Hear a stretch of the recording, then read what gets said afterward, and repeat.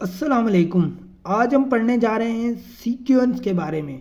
तो इसी के रिलेटेड ऑल कॉम्पिटिटिव एग्जाम में बहुत ही इम्पॉर्टेंट सवाल जो हैं एक या दो आता रहता है। तो आज हम सीक्वेंस को डिस्कस करेंगे और लास्ट में मैं एक ऐसी बात टॉपिक भी बताऊंगा जो मोस्ट इम्पॉर्टेंट टॉपिक है, मतलब उसमें से एक एग्जाम्पल, एक जो क्वेश्चन है वो कॉम्पिटिटिव एग्जाम में आता रहता है। तो हम डिस्कस करते हैं sequence. Sequence is the series of number और object in a specific order. तो सीक्वेंस क्या है? जो एक नंबर की सीरीज है जो स्पेसिफिक ऑर्डर में है, तो उसको हम सीक्वेंस कहते हैं। जैसे 2, 4, 6, 8, 10। अब इसमें 2 का डिफरेंस है, ठीक है, तो ये एक ऑर्डर में है, मतलब कि यहाँ पे भी 2, यहाँ पे भी 2, यहाँ पे भी 2, यहाँ पे भी 2, तो इसी को हम सीक्वेंस कहेंगे। These sequence adding to each number to get next number। तो ये एक आर्डर दिया हुआ है, देख ये आर्डर दिया हुआ है, तो इसी को हम सीक्वेंस कहेंगे। अब आगे नंबर कौन सा होगा? आगे नंबर 12 होगा, आगे नंबर 14 होगा, तो ये सीक्वेंस बनती जा रही है, ठीक है। उसके बाद हाउ क्वेश्चन रिसीव। सीक्वेंस के क्वेश्चन हम कैसे रिसीव कर सकते हैं किसी भी कॉम्पिटिटिव एग्जाम में?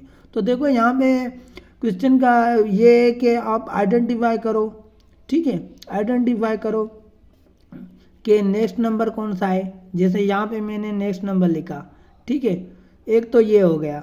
और दूसरा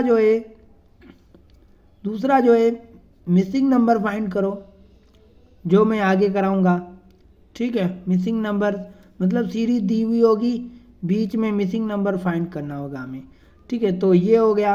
और तीसरा जो है वो ये होता है कि आप जो है पैटर्न बताएं।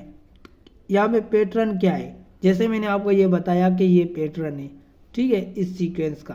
तो इसी टाइप के सवाल क्वेश्चन में आते हैं, कॉम्पिटिटिव एग्जाम में आते हैं। अब ये एग्जाम्पल है, ठीक है, तो ये मैं करने जा रहा हूँ, ठीक है। तो देखो यहाँ पे मैंने एक तो एग्जाम्पल आपको बता दिया, वो ये वाला, ठीक है। अब ये मैं एग्जाम्पल करने जा रहा हूँ 1, 2, 4, 8, 16 और यहाँ पे क्वेश्चन मार्क दिया हुआ है, आगे 64 है। तो ये देखो मिसिंग नंबर मैंने कहा था, मिसिंग नंबर फाइंड करना है हमें। अब मिसिंग नंबर को हम कैसे आइडेंटिफाई करें?